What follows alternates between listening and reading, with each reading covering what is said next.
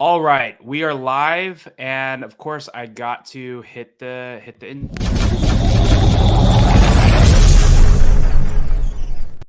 All right, so we're live.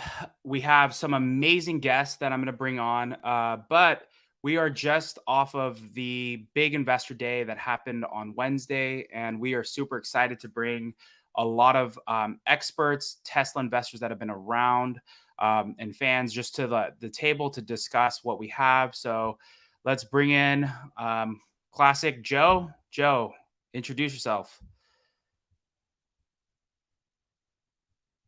Oh, you're muted, dude. This is Joe from San Joaquin Tesla Owners Valley Club. What's up, bud? Alexandra, how's it going? Just fine, bit tired. You can see my wrinkles. Been there for 3 days, loved it. And back last night in the tornado of Dallas. That was something, but here we are. Awesome. Jeff. Hey, good morning, everyone. Jeff Lutz here.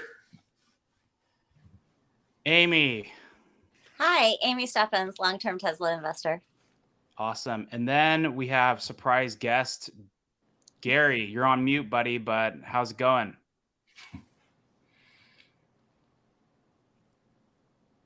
We can't hear you. I think you're still muted. I think it's good now. No.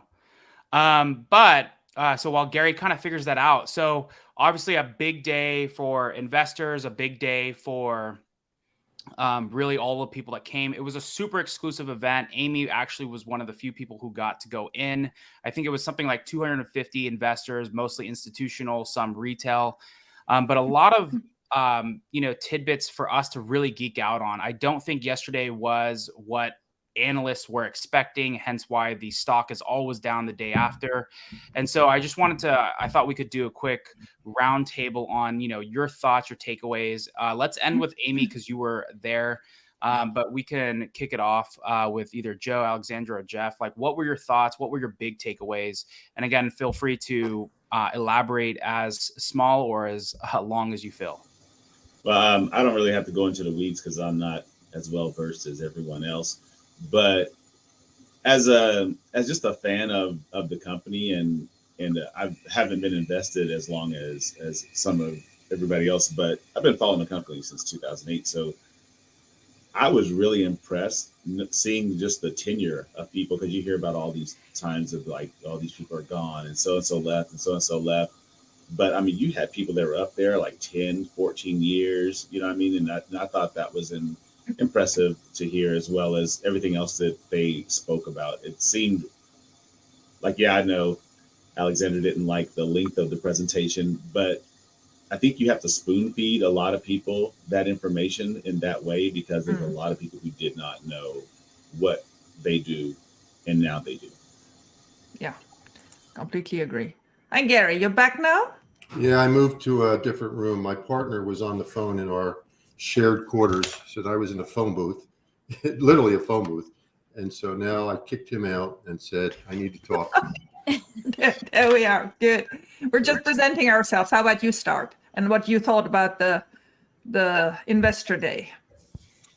I thought it was okay. I think it was a missed opportunity. I thought there was a lot of good information presented on manufacturing excellence and capacity, but very little detail on demand, which, as an institutional guy, there's two sides of the equation. You got supply, you got demand. And I think they focused a lot on the supply. And every time there was a demand question, Elon just kind of sloughed it off and said, well, we have infinite demand if we cut price, which you could say it about any luxury goods. So that wasn't that helpful. So I thought it could have been better, because all the information was there, but they just presented it in such a way that didn't handle the other side of the equation, as I said. So that was my perspective. And that's why the stock sold off. Well, there we are. Jeff, how did you experience it? Because you come from the supply side. Yeah, and I'll give kind of my take on it. Thanks, Alexandra. I enjoyed the event. Now, you have to, I think one of the things people have to understand is like, well, who's the audience, and did the message meet the audience? I believe the message was incredible. Like so the two of the presenters on that stage, Roshan and Karn, that's the background I come from in terms of supply chain. And when you look at the people around them that were presenting, including Karin and Roshan themselves, I've never seen a company that's organized the way that Tesla is to deliver technology the way they are. I've never seen it. And I consult in mega cap tech today. I've worked in mega cap tech before. I've been in those C-level exec positions. I've never seen a company that functionally organizes the way Tesla did. And I understand that the content of that presentation, there may have been a mismatch in expectations and with some of the audience members. I can see that. I mean, I'm not just like uber bulled up. It was perfect. Let's move on. If you didn't get it, it's your problem. I'm not there. I believe that there was a mismatch, but the information I heard led me to believe that they are capable of delivering the unit economics that will unlock that scale. Relative to other companies who kind of unveil the shiny product, and then you don't understand if they're actually able to build it at scale.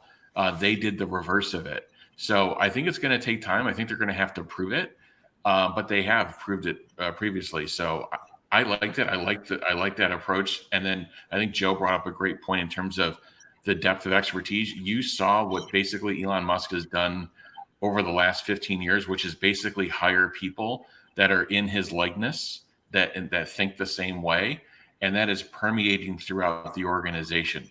So I'll leave it there. Yeah. Amy, go ahead. I have such a completely different view than everybody else. In my impression, it was always master plan 3 reveal. And for me, the importance of that was going to be set the scope and breadth of Tesla's ambition for the next 5, 10, 15 years. How big was the problem that Tesla was attempting to solve? What was Tesla's ability to solve this problem?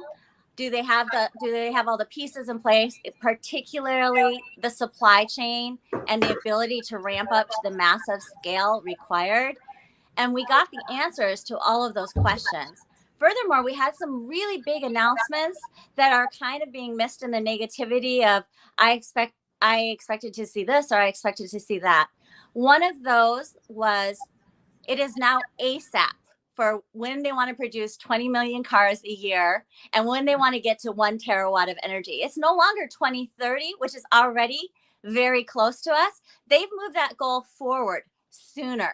So if you look at most of Wall Street, I think as we start actually seeing the analyst price targets come up, they actually didn't need a whole lot more new information than just that goal and seeing how Tesla could execute on that goal, because nobody is including right now in their models 20 million cars a year in 2030. Gary, do you know of anyone that's including 20 million cars in 2030? No, the street consensus today for 2030 is 6.6 million, and it's unchanged since Investor Day. So where I would disagree with you is they haven't come out yet. Like, they do it instantly. Let me finish my part. I was just asking. I'm sorry.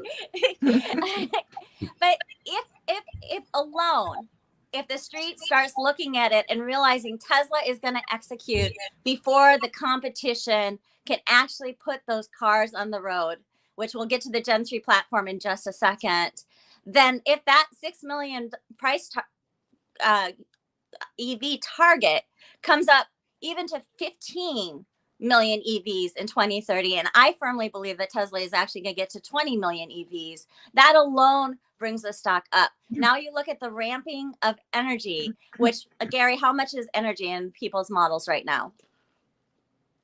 Oh, you're muted. Gary, you're muted. Yeah. It's tiny. It's like I'm 3 times as much, and I think I've got I probably got about 40 gigawatts of storage in my model for 2030, where I think the street's at like 10 or 12 or something. Yeah. And we know that the Lathrop factory is already producing. Well, you're talking about revenue. You're mixing revenues and producing. Oh, I see. Well, yeah, because you got to look at when they're going to be able to recognize it. Because if right. you have a long-term contract, you can't recognize it all at once. So I think that's what I'm doing and the street's doing. Right. Okay. I do appreciate that distinction. I'm so happy to have you here, Gary, and get the. I don't have to speculate. I can ask you and get the real information. It's amazing. Thanks for joining us. So if you look at energy, we know that Lathrop is actually accelerating to scale, and if the street adds in energy and pulls that forward sooner, then that alone also will change the price targets. Now, as somebody who has been invested in the stock since the IPO and has bought shares every month, I will respectfully disagree with people that say that the stock is selling off after Investor Day because they don't like what they heard. It is exceptionally rare for the stock to go up after one of Tesla's events. It's one of the most traded stock on the exchange. There's a lot of volatility in it, a lot of high frequency trading. It's very common to buy the rumor and to sell the news. And there's a lot of money to be made but in day trading and in options trading. And all these things are going to always affect Tesla's short-term price movements, and people need to be aware of that. And there's a lot of momentum trading that goes on. So I usually wait. And Gary, isn't it a rule for institutional investors that they normally do no type of investment a couple of days for a long-term thing after an event, that they wait and then they would start buying in? Is that, or am I wrong about that? Well, there's a rule, it's a 3-day rule, that when a company misses, so if they miss estimates, you generally, some people want to get out of the stock because they missed estimates. We generally wait till the 3rd day to let anybody who wants to exit to buy in. But they didn't miss anything in the presentation. No, they didn't. I didn't. And I talked to a lot of institutions that day. Nobody was, the word isn't disappointed. Nobody thought that they gave a bad presentation. They just didn't give information that people wanted. And that's the problem. And it wasn't that anybody was disappointed by the presentation. Like, I talked to the guys at Barron, I talked to T-Row, I talked to this guy from Fidelity. Nobody thought it was a bad presentation. It was just kind of a missed opportunity. And everybody there was a shareholder. So they were all, they're all I was bulls. there. I was there. I was Right. sitting behind you. Yeah, they're bulls. They're bull people. And, they want more institutions to get in. And I think the challenge is not what you're saying. I think people there bought in. I think the problem is people who were looking at it because the interest is really high because the stock was down so much last year, just didn't get all the answers they wanted. It doesn't mean that the answers aren't there. They just didn't present it in a way that people could use. And it's not plugging into a spreadsheet. That's being very, negative. It's just they wanted things presented in both demand and supply, and they focused on the supply side. That was the problem. And I will respectfully disagree because I have really enjoyed your expertise through the years, and I really appreciate what you do, sharing your knowledge. But from my standpoint, and following the China numbers as closely as I do, and even like the number of people that are going into the showrooms, Tesla did get on the stage and say, it was almost like it was a test of the price elasticity of demand. And we found out that when we lowered the price, even a very small amount, it wasn't like it was going to be a continuous amounts of price cuts, that we sold a lot more cars. So it's not a question, they said, of demand. It's a question of affordability. And then they went through all the different ways that they were going to be able to cut price from the cost of the car, and therefore be able to pass those price savings on to consumers while protecting a healthy profit margin. They specifically said, we're going to pass on savings to the consumers, and we're going to protect a healthy profit margin when we do that.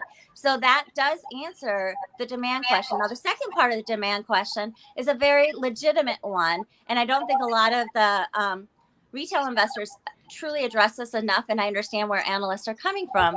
And that's, Tesla has said that they want to grow to a 50% year-over-year CAGR on a average basis. To be able to do that, the people get a myopic view that the rest of the world has the type of incomes that people do in the United States, and that the people do in Europe, and the people do in some of the biggest cities in Asia. And this is simply not the case. There is not going to be a large enough market if Tesla's cars were only 55,000 up. It was a very nice profit margin, but what Tesla has done is they've been proactive. They have reduced their cost of their car, the cost of the goods sold to produce the cars, and then they've been able to reduce the cost of the price of the car. And in doing so, they are now addressing a much broader profit market. That's the second half of the demand equation. But then the third half of the but then the other part of it is not. There's no third half. The other part of it is the Gen 3 platform. The Gen 3 platform that is going to produce two cars for the price of one car. And we got a lot of information there. I do wish that Lars had the full amount of time on the stage, even though I was really enjoying listening to Drew Baglino of how involved he is in every estimate of the business. I mean, we definitely saw that between Drew Baglino, Zach Kirkhorn, and now Tom Zhu, that there is a team of 3 people in there that can perform every function of Elon Musk when he's doing something else, that are completely tapped in on all elements of the business. But I would have liked to hear more of Lars' plan for that. But in talking to Tom Zhu afterwards, and just from everything that was said on the stage, Mexico is the start of the Gen 3 platform. From breaking ground to commissioning the plant, their goal is to try and do this in the same amount of time as Shanghai or sooner, and that was 9 months. That will be the start of the Gen 3 being produced. Depending on when they break ground on that factory, we might be talking in under a year, we see a Gen 3 vehicle being sold. Then from there, they're going to give themselves about another year to fine tune and ramp production. Everybody missed it, but this was the big product announcement. And this was the big unveil that everyone was looking for. And that was Elon Musk, the machine that builds the machine. Lathrop is the prototype for the mega factory. Giga Mexico is the prototype for the gigafactory. As soon as they have fine-tuned production, Tom Zhu was on the stage saying we have the capacity to build several factories all at once. It's not going to be 1 or 2 factories announced per year. It's going to be many factories announced being built simultaneously in waves around the planet. And they are already getting the supplies in place with their suppliers and locking them down to handle it. There's a second, a very strategic element of that gigafactory being based in Mexico, and that is their suppliers are already there. Most of their suppliers have factories very close to where that gigafactory is. So when Tesla embeds their supply engineers in the gigafactory, they're going to be able to have a rapid feedback loop between, are these parts working? Is the machining what we want? And be able to get that vehicle ramped as efficiently as possible. And then we'll talk about the modular aerospace design later, which was pretty incredible. All right, Gary, and I know you had kind of joined. Was there anything that you wanted to say follow up? But otherwise, we can. I wasn't sure if you had a follow up on that. So, one of the things I would say back to Amy is the street is not looking for 50% volume growth. The expectation is 22 from now to 2030. So nobody's looking for 50% volume growth, and nobody's even looking for 40% volume growth. So Tesla is saying 20 million by 2030. We're using 9.9 million, which is about 28% growth. And Tesla's number is about 40% growth, just so you know. The street is looking for 6.6 million, which is 21% growth. And so the expectations are not 50%. And that's not the reason the stock sold off. That there's no disappointment about that number. I don't think it's sold off based on anything on the Investor Day event. I would just say it was the standard volatility that you get trading the you always get you always get sell the news after the day. I grant you that. Yeah. I'm telling you, there was disappointment. There was not a lot of detail shared about demand. And you could say, well, Elon said if you cut price by X amount, he didn't even give a number. We know that we could sell. It's what do you say? It's infinite demand. You could say that about any luxury good. That's not telling people anything. Okay. So my point is, you can say stuff like that, but if you're not going to give numbers out, and think about what you said before when I first got on, you're not giving any numbers out. Neither did Elon. And so if you're not going to tell people, hey, if we cut price by 20%, we expect at least a 20% increase in volume. Nobody's going to take that as gospel. Nobody just listens to management. You got to actually go out and do your research. So my point is, the reason the stock fell, 1, you're right, sell the news. We expected that to happen. 2, they didn't give out a lot of information on the demand side. They gave a lot on the manufacturing and supply side. And 3, and you're right, they didn't have any whiz bang here's a new product and here's where it's coming. I didn't expect that because I thought there'd be an Oxford effect. Yeah. And I told people that. I said, don't expect to see a Generation 2 car announced because then nobody's going to buy Model 3. Hey, Gary, I have a question on that. I mean, when I went through the presentation and kind of given my background, when I saw the powertrain, like what they're doing with the powertrain, the $1,000, less than $1,000 powertrain, when I saw what they were doing with output per square meter and what they were doing in terms of number of process steps, to me, I understand that they didn't present a final kind of spreadsheet, which I think they could have had a wrap up at the end that may have summarized some of this. But it seems like when you, from my perspective, like they were showing the pieces, the Lego pieces of how this whole thing actually comes together at a vehicle that's potentially 50% of the 3Y today. You just had to put everything together throughout all the presentations. I agree with you, and I think they don't want to do that. I mean, analysts. But that's not the debate, guys. That's not the important thing. Everybody, if I polled 100 institutions today and say, do you believe Tesla can cut the price of its car by 50%? I would get 100 out of, maybe 99 out of 100 would say yes. That wasn't the debate. They made that the debate, but the debate is if you launched a cheaper car, let's call it a $25,000 car, how much volume can you get? And so again, I'm going to give a couple numbers and you can take them with a grain of salt. Toyota Corolla sells 1.1 million cars per year. RAV4 sells 1.1 million cars per year. So even if you accept the premise that you can go back to that slide they showed all the different cars they have, that 50% of their 20 million is going to be, we'll call, a $25,000 car. 50% would be 10 million cars. Okay. And so that's where you get into people say, well, that doesn't make sense. Then they would own like 25% share of the market. Yeah, I have something. Hold on one second. You go back in the history of mankind, of the automobile industry, nobody, including Volkswagen Beetle, you know what the peak, the highest year for Volkswagen Beetle was? Does anybody know? Because I'll tell you what it is. Does anybody have a clue? Ask ChatGPT. Well, I have ChatGPT. If you want to know, ChatGPT is going to tell you it's 565,000 cars in a year.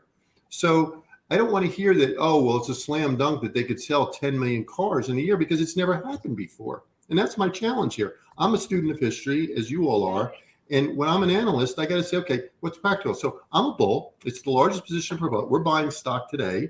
And we will continue to buy stock. We'll continue to own it because we're very bullish. But I can't let the expectations get so high that they're going to miss again. They've missed 3 quarters in a row on volume. And you don't want a situation where for the next 6 or 7 quarters, they keep missing on volume expectations. Right? But Gary, the discussion we had earlier and the discussion I want to pick up here again is who else will sell competitive EVs in the $25,000 range worldwide that are even halfway comparable to Teslas?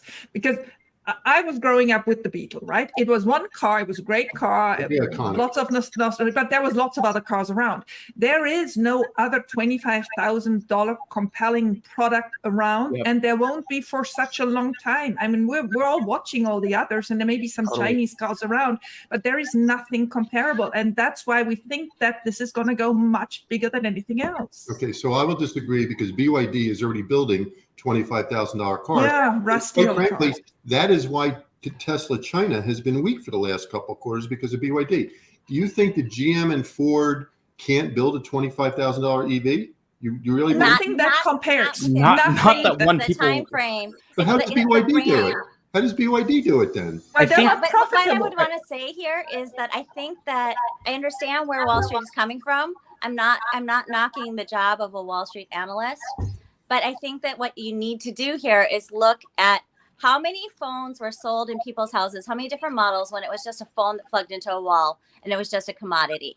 The market was infinite. Nobody would have had a 45% share. It just didn't happen. There was no reason for one company over another company on a phone, on a wired phone, to have that level of market share. But what does the iPhone have today? Because their technology is so much more compelling than the technology of anyone else. And they have a complete infrastructure that makes you want to stick with Apple products. And that would be closer to a 40-45% market share with all the competitors splitting the difference. So if you look at the total auto market, can Tesla get to 20 million vehicles a year and have that be a 40 or 45% market share, they can. And that it, because the competition has been sleeping and they don't actually have the ability to do an actual ramp. And we will find a lot more about how BYD sells outside of China very shortly. They're going into Mexico right now, and they're going into the UK right now. So we're actually going to get an indication of what the demand is for BYD in other countries, and that will inform this argument a lot more for all of us. Exactly. And BYD is in no way capable of cutting production prices by 50%. Yep. Nobody is. And the other thing, Gary, I just want to put this out here again, and that's where I come for much more than from the Tesla side, footprint. I mean, I really want to shout out to the whole construction and engineering team at Tesla. How in the world can a company get the footprint down to so much smaller, at the same time ramp Lathrop, Berlin, Austin, battery factories in Nevada, and I don't know what, and now Mexico in 9 to 12 months, and then they're going to multiply it. I mean, Tom Chu is going to not ramp two companies like 2 gigas like we did with Austin and Berlin, but we're going to ramp 3, 4, 5. This is absolutely crazy. Nobody has ever seen it, and they're not going to throw all these billions into production if they don't see the market, if they don't see the demand. And the thing with the demand for me really is, I don't see anybody out there. I have driven a Bolt for 3 years. I've driven a BMW electric car for 3 years. They are crap, and they didn't evolve. They didn't get better. They're actually getting worse. Who is out there? And the I'll say something, and then I think, Jeff, I don't know if you want to say something. So I just want to make sure, everyone, and Joe, if you want to chime in too. But yeah, I wanted to, maybe, Gary, this is where we disagree, but I wanted to just, at the end of the day, BYD is seen as a very cheap product. It's, we've talked to people. Amy's actually been on some of these calls. We've talked to people that have a good understanding of the Chinese market. BYD is also being subsidized by their government, obviously. Sure. And that's going to continue. That'll continue. But I think the thing is that no one, it's a very clear difference. It's like buying a Ford Escort versus like the Ford Fusion, or really a Ford Fit Honda Fit versus a Model 3. There's just a huge difference. And all I wanted to say is that Tesla has a path to get to a $25,000 car that people will actually want and enjoy. And again, as Amy said, with the iPhone, right? Because the Android, it's on every single phone. Every brand has an Android platform. But at the end of the day, it's like you can buy a $100 Android smartphone today, or you can buy the Samsung Galaxy 21, whatever it is today. But again, there's only one iPhone. And I think that's the big thing here, is that even if there are, other companies that are selling a $25,000 car at huge losses, here Tesla's going to be putting out a $25,000 car with the highest margins, with the best technology. And that, I think that's the point that I wanted to make. So I don't know, Joe or Jeff, if you wanted to say something else. Yeah, no, I completely agree with that. I don't think, just to be one Tesla fan that's on Gary's side here, I don't think what Gary is saying is any of that. I think he's understanding all of that. I think agree with everything you said. Yeah, I think the miss is about about what Tesla can produce and how they didn't say it. I think we get it because we see all the puzzle pieces put together, but analysts don't want to put the puzzle pieces together. They want you to show them the finished puzzle. And I think that's where Tesla missed in the presentation, was like, yeah, we're going to create a smaller footprint. We're going to create a vehicle that's going to have this many parts, and we're going to be able to put it together like this. Now, in our logical minds, of course, that is, if you're going to be able to make that many vehicles at that price point, then of course you're going to increase demand.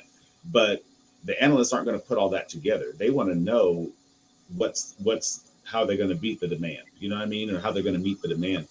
So I think that's where the quote unquote miss is. But I see it. I mean, when you're talking about like what Alexander's talking about, the small footprint, you're looking at being able to make so many factories so much faster because they're so much smaller, and they could still put out over 1 million vehicles a year. That's insane.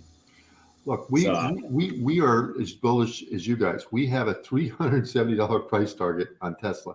And I even tried to sensitize it after Wednesday. I said, okay, let me take leave my volume at 9.9, which again is way above the street. Let me take my average selling price down based on, there was one slide that showed kind of like what they thought the mix would be, which is the question I wanted answered, but nobody answered it. And then let me take and that brings my ASP down from like 53 in 2030 to about 30 something. And then the gross margin goes down to 25. And I sensitized it. I still came up with $27 in earnings. Okay. So then the question, or $25 in earnings, sorry. So even if you put a 30 multiple, you're still at $750. Discount that back, you're still above 300. So we're just as bullish. We're just trying to put a sense of realisticness in this, because everybody is just saying, oh, well, didn't you see this? And didn't you say? It's like, yeah, but then you got to put numbers on it. You can't just like throw around the concept and say, that's the greatest thing since iPhone. You got to actually put a number on it. And my challenge is I can't get above about 9.9 million units based on taking each segment, putting a share on it, and assuming, some margin, some ASP. I can't get numbers higher than where I am. And I'm already at like the high end of the street. So how much higher do I have to be credible? I guess that's the challenge here, So yeah, I have two points on that. Just one is, it's interesting to see as kind of from the outside looking in, when GM or Ford do a presentation and talk about their plans for EV, the street kind of just takes it and just says, this is great. The stock booms up the next day, and there's no underlying detail of how they're actually going to get there. And I've actually reached out to many different fintech companies reporting from, like, are you actually going into their supply chain? Are you actually looking at like how they're actually going to do that? How they're going to achieve the cost structure? I don't get a good answer. So that's one thing. It's like it's almost like they take those numbers and run with it, but they haven't produced. Whereas Tesla almost kind of showed you the building blocks of how they're going to get there, but but didn't put like the number and then didn't do the unveiling. So I think that's one thing. The other thing is I would say this would be my big question if I were in that audience and asking the Tesla leadership team is how do you get to you have conflicting aspirations.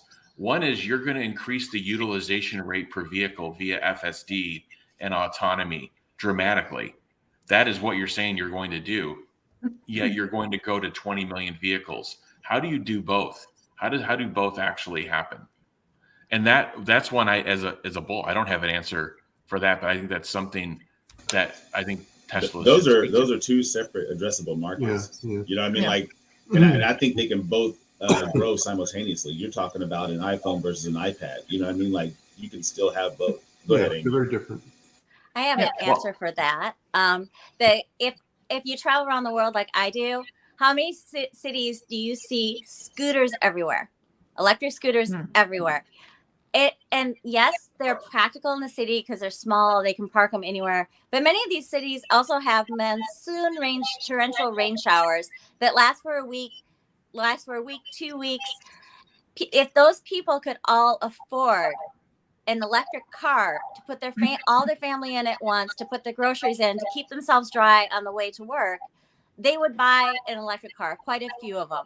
So if Tesla, when they ramp this Gen 3 platform, and when they keep driving prices down the way that they have on the Model 3 through iterations and through years, once they get through that first market of people that can afford a $25,000 car, it's no longer going to be a $25,000 car. It's going to be a car that many people that have a scooter right now that never thought that they would have a car in their lifetime will be able to have a car. The same way that when I went trekking in Nepal, my Sherpa had an iPhone. Would you have ever thought when you were modeling the market for an iPhone, Gary, that Sherpas that were leading treks in the Everest region in Nepal would have an iPhone in their pocket? No. Yeah. But I guess the question is, how long is it take to get to $25,000? Is it 2 years? Is it 7 years? How long does it take to get? A year and a half. A year and a half? Well, they're saying they want to have Mexico ready in 9 months, and they want to break grounds next month. So wait. I'm saying no. Then they will ramp. Then they will ramp. Exactly. Then give them 4 years altogether to be at full ramp in Mexico, right? So and that will be 20 million cars by then in terms of production at They 25? will because that's the whole thing. The product this time was the factory. Once this factory Gen 3 is up, it will be in Shanghai, it will be in Mexico, and it will go in other places. And I think it will go at places much quicker than anything we have seen, because now they have compressed the footprint, they have optimized where they want to go, and they're going to multiply that. This is, I tweeted that yesterday. This is really the machine that builds the machine, but now the machine just got cleaner, leaner, meaner, and now this is what they're rolling out. But I want to get back to your model, Gary, and I'm sorry you're going to hate me for this one, but doesn't matter. We'll overcome that one as well. So you're at 10 million in 2030. That is 12% market share, right? Right. Of EVs. So who is the other 88%? The same people that are there now, GM, Ford. Yeah, Volkswagen, and that's exactly where BYD. you're wrong. Okay, that's exactly where you're wrong. Can I ask a question? Why did they go out of business? They all go out of business. You mentioned iPhone before. iPhone doesn't have 40% share of the cell phone. It's got about 14. I just looked it up on ChatGPT. But how much? No. But how much do they have of profit? Put into ChatGPT how much of that market? Look, ChatGPT. You can forget the profit because you got the Chinese government subsidizing BYD. You said it before. You don't think the U.S. government will subsidize GM and Ford if they need to stay in business? Honestly, you don't think? And even if they subsidize them, they won't make a profitable 24,000 compelling product. That's it. That's exactly the point. You're basically saying that the competition is going to do nothing over the next 4 years, and that's just and you are saying they're doing 88%. How about we meet halfway? And there we have the number that I have for Tesla, 50%. 50? Yeah. I think they'll go to 50% of that market. Yes. Okay. Well, I just don't see it because it's never happened in the history of the automobile industry. Yeah. Take it out of your old box, Gary. It will happen. Yeah, there's going to be a lot of I've never seen that before. Like we just keep seeing that with Tesla. People keep saying Volkswagen Beetle. Volkswagen Beetle again. They made 21 million cars over 60 years, and I got people who call me and say, "Well, Volkswagen Beetle, 20." No, they did 21 million cars over 65 years. I know. Volkswagen Beetle ever got was 565,000. But it was a comparable product. We are now in a disrupted industry. We are moving from an ICE car that nobody wants anymore, but everybody else is in, to an EV that everybody will want, and they can't produce, and they don't want an EV. Listen, I am on your side. Everybody's going to want an EV, and my only point is, don't write off GM, Ford, BYD, and Volkswagen. But how much of they will have half the pie, but not more. They will not have more. And they'll be losing money. Yeah, exactly. How much of the cell phone your money and my money, it's our taxpayer money that's going to go. One thing I wanted to say is, I think, Jeff, you had hit on this the other day, and I'm going to steal your point. The Ford F-150 has been made for how long? They have not, sure, it's the best-selling truck, but why the heck aren't the margins 15, 30 times better? It's because they're okay with status quo. And I think if you look at a company like Tesla, they are running at such a rate where status quo isn't even on their minds. They're deleting parts as it's going down the production line, where they can't even communicate to the people at the end of the production line that it's actually happening. And I think that, again, even if Ford Ford is the only other American company that hasn't gone bankrupt. GM probably is going to up for another round, but there's just the reality is that these companies aren't operating at the same level. They're just trying to catch up to the 2012 Model S, which in a lot of cases, what Tesla has and what GM and all these other companies are putting out now is still less. Even from a technology perspective, the Rivian is still not even as good as the 2012 Model S. Go for it, Jeff. I was just going to say, for the Fords and GMs, they're going to have to restructure both their engineering and development process and their people, like their company. They have to restructure, and then they have to restructure their supply chain. It's way too deep and too many layers. And if you look at the people talk about vertical integration, but the economics behind vertical integration mean you're not paying margins to multiple tiers down in the supply chain, which that margin is entropy. It's waste. Exactly. No buffers, no waste. As a consumer, to the consumer, that's waste. So Tesla has pulled those processes up to tier 1, tier 2. Of course they still have a large supply base, and they need it from a volume perspective. But if you look at the number of components that they've pulled up and that they're not paying a margin on. Those other companies, like their powertrains are built by a contract manufacturer and designed by a contract company. Their infotainment system the same way. So they're structured that way, and they're all structured to make their margins at all of those levels, and everybody's happy. Yeah. And I want to jump on that. That's what's being disrupted now. Exactly. I want to jump on that because I had Sandy Monroe next to me, which was an experience. That was something.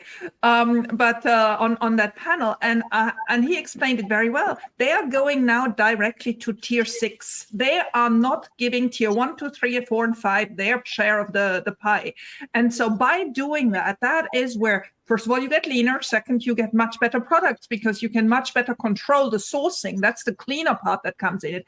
But most importantly, that's where you depend on very few people. You don't have all this grease and buffer and waste in the middle, but you go directly to it. Try to do that with a Ford. Try to do that with a GM. They are not used to that. They have built up for decades now their tier suppliers, and they work with this. There is no integrated software. There are no integrated products. They're going for the 48 volt. That's a whole other chapter. There was one chart, I can't remember now, where they're going now to 100% internal production, so they don't depend on any other external producer anymore. All these things, try to do that with anybody else. I'm not saying a Hyundai or Kia or somebody else may not come up. I give them 50% of the market, but they're going to work with really, really, really small margins. Oh, there we go. Oh, yeah. That's great. I'll be there. Great teaser. He should not have done that. Alexandra, you and I have known each other a long time. And what I don't understand is you are criticizing me, even though I'm at the high end of the street. I was just looking at the highest estimate of all 50 analysts who covered. Wait. The highest. The highest. You believe in competition, all right? They all want to be number one. I do. Okay. So the highest on the street for 2030, take a guess what it is. The highest, the very highest of all 48 analysts who cover the stock. How many units? What do you think it is? The highest. For 2030? For 2030? Remember, probably. I know, but probably 7 million. No, it's 13. But the point is, the average is 6.6, and you're giving me crap because I'm at 9.9. Yeah, and I'll get you higher. Don't you worry, I will. Gary, I don't think we're giving. I don't think that's true. I understand that Wall Street analysts have to have the numbers in front of them to plug into the chart. They don't need to plug in anything. They come up with their own numbers. Well, okay, they come in with their own. But I would say that personally, my personal return is probably far better than most of those Wall Street analysts' returns would be, because I've looked ahead at what Tesla was going to do, and I was able to make a really big bet, and I got lucky because many times Tesla could have gone bankrupt. But I'm at about a 38% year over year annualized return since 2010. That's fine. That's fine. And I understand Wall Street's looking at different numbers than we are. Yeah, and they have, and Amy, they have as much hope in the equation as a retail investor can have. But there was a lot else that happened at this event besides just auto. And Tesla is moving away from auto being the biggest part of their business. Yeah. There was also energy. There was the talk of the whole Master Plan 3. Could we talk about some of those other things too? Does anyone else? Yeah, let's get into it. Do you wanna head us take lead on that? Can I just make one point though?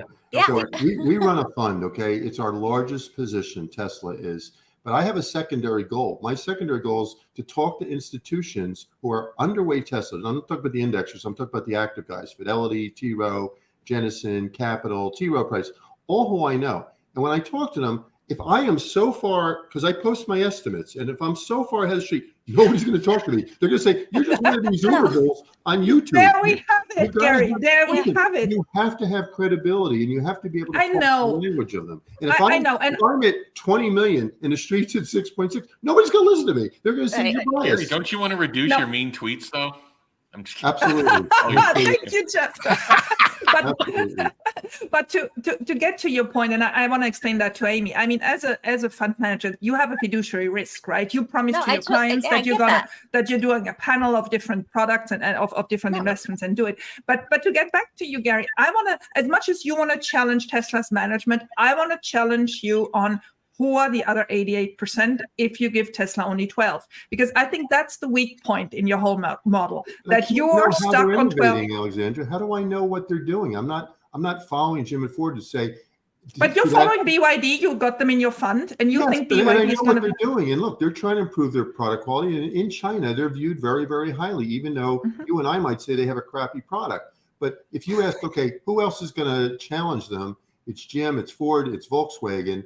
And look, if I were the CEOs of those companies, I'd be taking existing brand names and adding a EV line extension to each one of them. Okay. Unlike which a lot of them are doing, where they try to create whole new brand names, ID3, ID4, F-150 did okay by just creating the Lightning. Okay. That's what they need to do. If they just converted Toyota Corolla from a gas powered, and you can still offer it, to an EV, they could do much better. And you don't expect that at some point they will do that? Well, I wish they would do it successfully. At the moment, they're all either exploding or imploding or whatever, but there's always something. Give it 3 or 4 years. Give it 3 or 4 years. It's not that easy. And then they'd have to bring it down to half the cost in the same way that we were just presented. And that's why I think Investor Day was so genius, because now we know how they're really cutting it down, how they're bringing it down to a level where everybody in the company works together to bring it to the most perfect product at the leanest, lowest price. Nobody else is even working like that. They don't even. They're just trying to survive. Exactly. Everybody accepts that. Again, go back to my poll. If you asked 100 PMs, will Tesla be able to bring its cost down 50? I get 99 will say yes. But that's not that's only half the equation, guys. How do the others do? Instead of looking at, will there be consumers? Where is the demand worldwide, which probably is pie in the sky? Look at who else will be there. And I just don't think there is anybody compelling there. Okay, well, iPhone has proved that you're wrong, because other people have been able to get their costs down to where iPhone is. That's why Apple only owns 14%. iPhone's they're not a cost leader. They're not a cost leader. No, and they're no longer innovating because without Steve Jobs there, which is why Elon Musk was important to the company. Let's go. Yeah, so let's transition into the Master Plan 3, because really, like Amy was saying, there is no other company that is actually doing the math on how do we get to a sustainable future? How do we get there with cost in mind? And Tesla's the one doing the math there. But go for it, Amy. Kick us off on this subject. Okay, I gotta get to my notes. Like, I filled most of this notebook at the event. Same. We have a new term. Petawatt has entered the chat. That is the scope of Tesla's ambition, that we now have to worry about 1 trillion terawatt hours of energy. So Master Plan 3, it was really interesting, because it's going to be within our lifetimes, that there is a pathway. Even without, if you look at it, the cost is estimated to be 10% of the 2022 world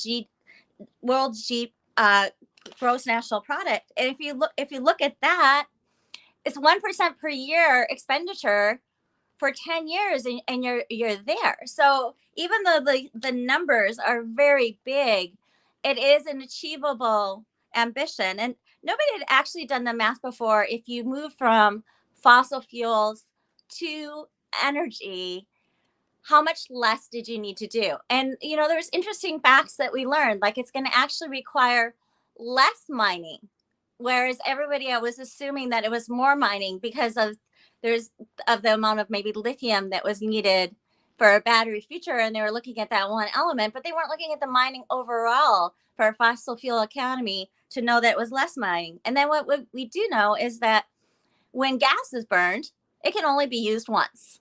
It's burned, it's gone.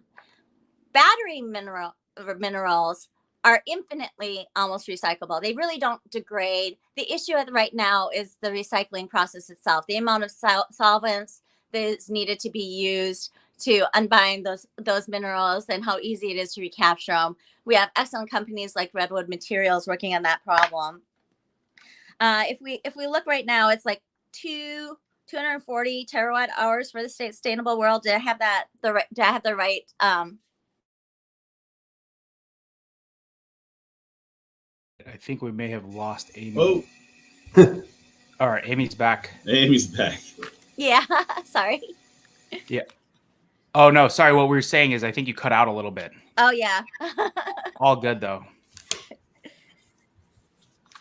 And then we had the pathway between energy and solar, and then they started talking about heat pumps for the first time, and moving to heat pumps, and even from being a 787 pilot like I am, talking about using sustainable fuel in aircraft, and that most aircraft and ships could go to electric.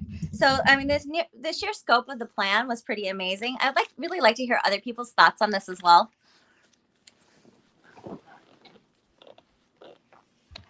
Jeff, do you want to go to you or Joe? I mean, a couple of comments on. I mean, on the scope is incredible, and I like the fact that they showed that it was achievable, and they didn't say that Tesla is going to do all this themselves. What I think they're trying to show is like this is possible.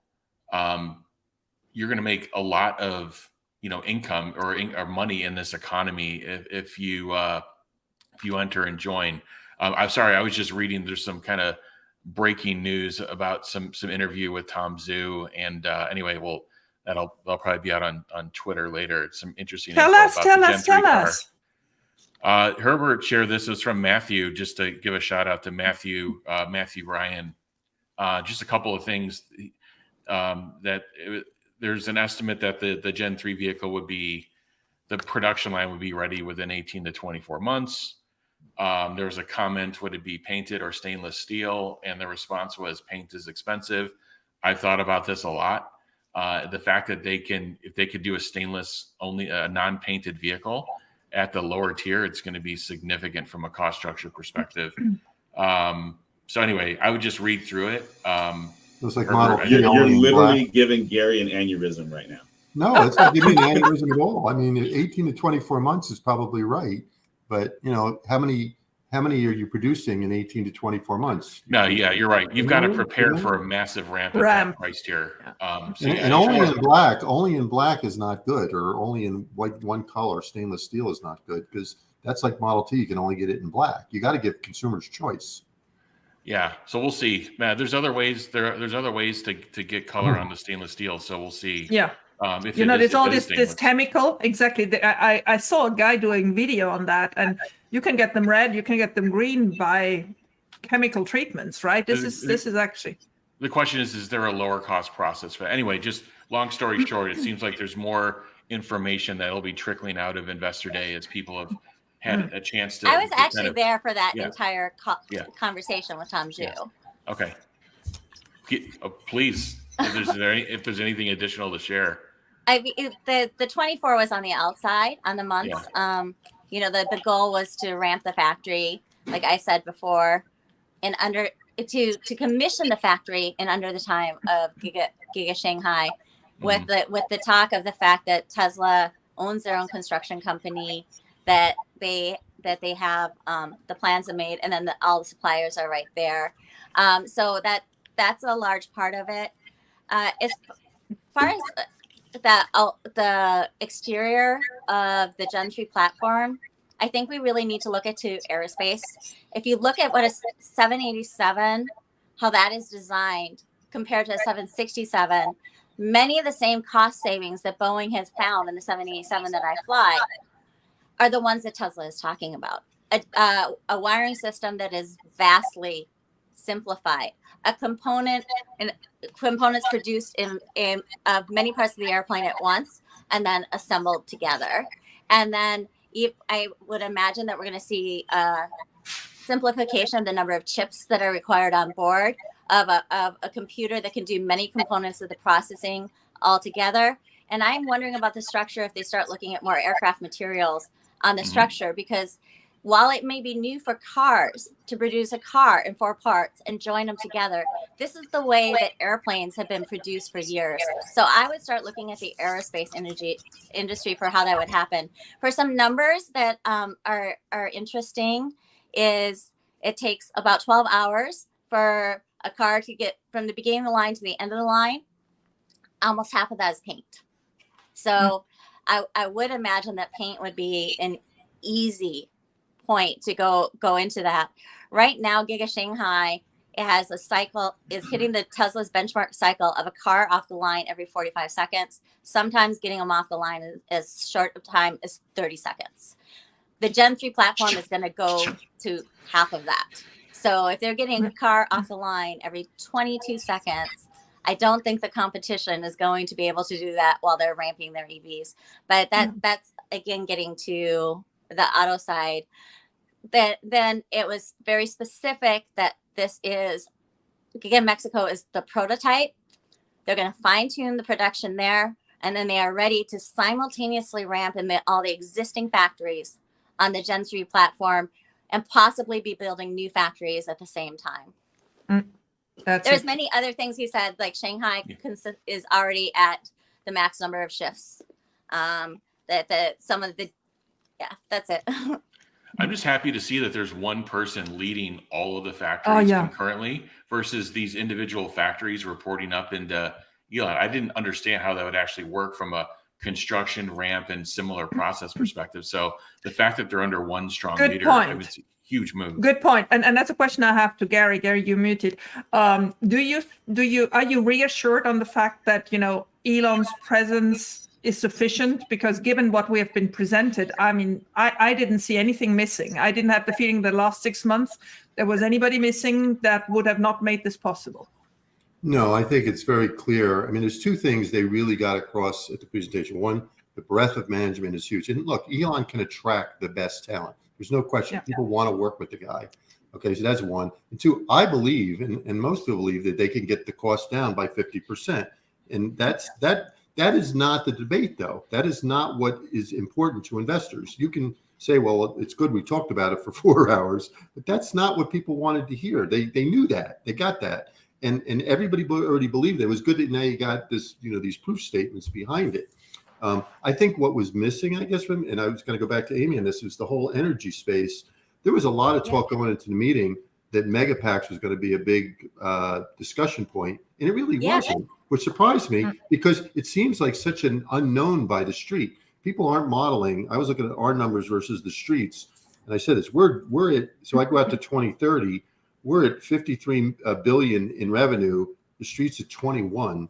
And nobody is modeling anywhere near even 40 gigawatt hours of energy storage, but they didn't really focus on that. And I don't really know why, but maybe that's not debatable. Yeah, I think that was unfortunately just a function of the format where each department was given their time to speak.